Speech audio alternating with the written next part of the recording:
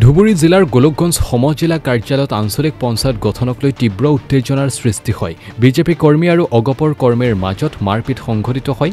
মুখামুখি সংঘৰ্ষত লিপ্ত দুই শাসকীয় ঐক্য মঞ্চ গোলকগঞ্জ আঞ্চলিক পঞ্চায়ত গঠন কেন্দ্ৰিক কাৰ্যা প্ৰাক্তন বিধায়ক অশ্বিনী ৰায় চৰকাৰৰ নেতৃত্বত অগপ নেতা অশোক প্ৰধানীয়ে আৰু তেওঁৰ পুত্ৰক আক্ৰমণ কৰা বুলি অভিযোগ কৰি অগপ নেতা অশোক কুমাৰ প্ৰধানীয়ে বিজেপি নেতাৰ আক্ৰমণৰ পৰা নিজ পুত্ৰক ৰক্ষা কৰিব গৈ আক্ৰমণৰ বলি হয় অশোক।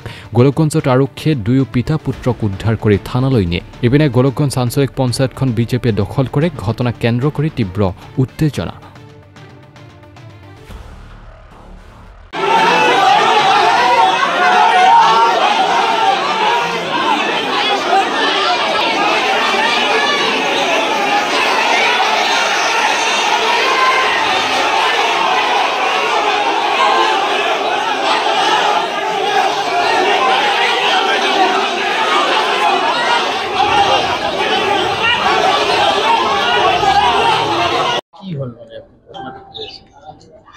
চাওক, ঘটনাটো হ'ল আজি আমাৰ গোলকগঞ্জ আঞ্চলিক পঞ্চায়তৰ নিৰ্বাচন আছিল।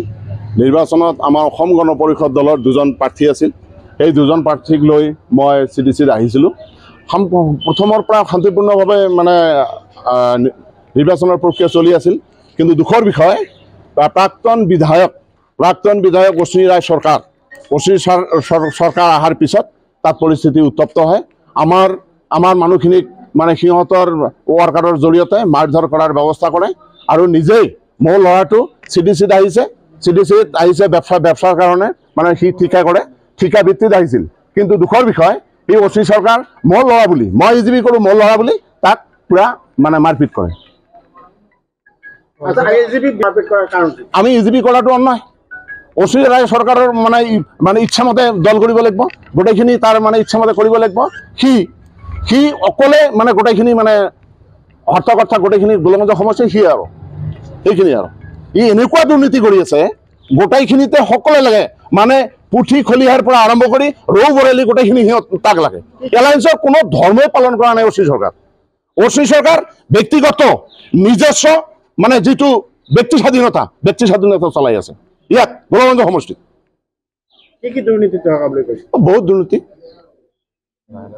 বহুত দুৰ্নীতি লাহে লাহে ভাজি ল'ব। এইটো আপোনালোকে চাই থাকক, আপোনালোকে মিডিয়াৰ মানুহ, আপোনালোকে নিশ্চয় জানে ক'ত কি দুৰ্নীতি হৈ আছে।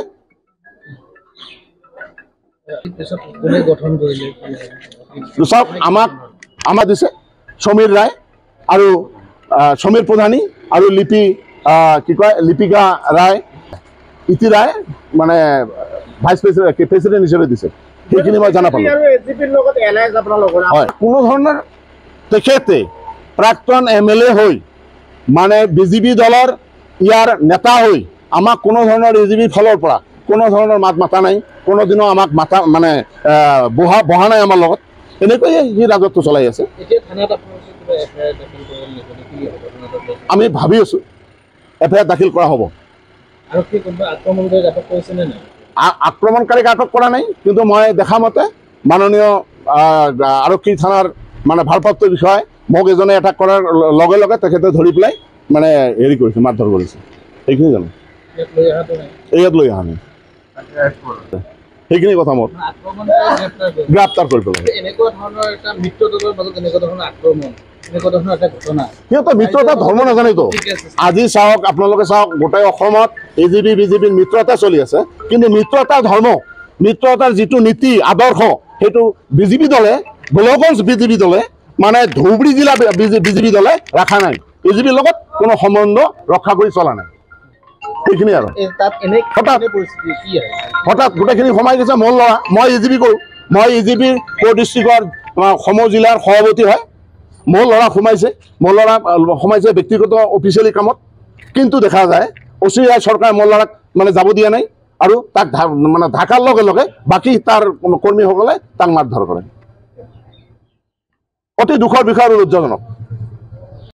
প্ৰথমটো কথা বহুত দুৰ্ভাগ্যজনক কথা। মই এজন গোলকগঞ্জ মিউনিচিপালিটিৰ আণ্ডাৰত এজন ৰেজিষ্টাৰ্ড কণ্ট্ৰেক্টৰ হয়।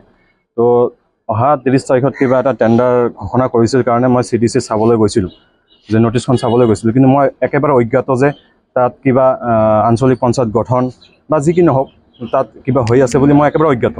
মই তাত নটিচ চাবলৈ গৈছোঁ আৰু সাধাৰণতে গৈ থকা হয় তাতে, মই তাত সাধাৰণতে গৈ থকা হয় মোৰ। আৰু লগতে CDCৰ কাষতে এটা উদ্ভাসনী স্কুল বুলি আছে, তাত মোৰ কনষ্ট্ৰাকশ্যন কাম চলি আছে। তো মই সেইকাৰণে গৈছিলোঁ। কিন্তু দুৰ্ভাগ্যজনক কথা যে মোৰ দেউতা প্ৰত্যক্ষ ৰাজনীতিৰ লগত জড়িত, মই কিন্তু আজিলৈকে কোনো দলৰ সক্ৰিয় কাৰ্যকৰ্তা নহয় আৰু কোনো সক্ৰিয় ৰাজনীতিৰ লগত জড়িত নহয়। মই নিজে সৰু ব্যৱসায় কৰি চলি আছোঁ। সেই পৰিপ্ৰেক্ষিতত অশ্বিনী ৰায় চৰকাৰ, প্ৰাক্তন বিধায়ক আমাৰ গোলগঞ্জ সমষ্টিৰ, আজি লাজ লাগিছে মোৰ সেইটো ক'বলৈ।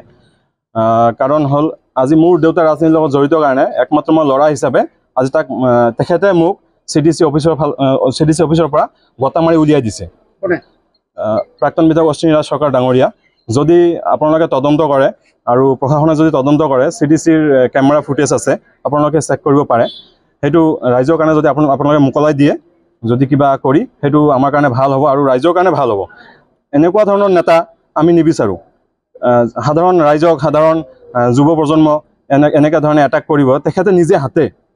আৰু লগতে এটাক কৰাৰ লগে লগে তেখেতৰ ভেৰণীয়া যিবোৰ গুণ্ডা আছে, 200 টকীয়া 500 টকীয়া গুণ্ডা আছে, তেখেতে লৈ আহিছিল। সেইকেইটা গুণ্ডাই মোক প্ৰত্যক্ষভাৱে আক্ৰমণ কৰে আৰু বহুত বেয়া ধৰণে আক্ৰমণ কৰে। তাৰ ভিডিঅ' ফুটেজ আমাৰ লগত আছে। তো আমি আপোনালোকক দি দিম, আপোনালোকেও চাগে পাইছে ভিডিঅ' ফুটেজখিনি। আৰু এইখিনিয়ে বহুত মই ইনজুৰি এটাক হৈছোঁ। মই মেডিকেল কৰিব যাম এতিয়াহে। মই বিশেষকৈ সিহঁতক চিনি নাপাওঁ। ফাৰ্ষ্ট আক্ৰমণ কৰিছিলোঁ মই অশ্বিনী ৰায় চৰকাৰ ডাঙৰীয়া, তাৰপিছত সেই আমাৰ গৌৰীপুৰ মণ্ডলৰ সভাপতি দেৱাশিষ দে নেকি তেখেতৰ নাম, ইমান নাজানো, মানে চিনি পাম, দেৱাশিষ দে বুলি চিনি পাওঁ। আৰু 2-এজন আছে, মোৰ অলপ ভিডিঅ' ফুটেজ আছে, ভালকৈ চালে এতিয়া অলপ মানে ভিডিঅ' ফুটেজ যদি ভালকৈ চাওঁ আপোনালোকক দিম, আপোনালোকে সেইটো উলিয়াই ল'ব। ধন্যবাদ।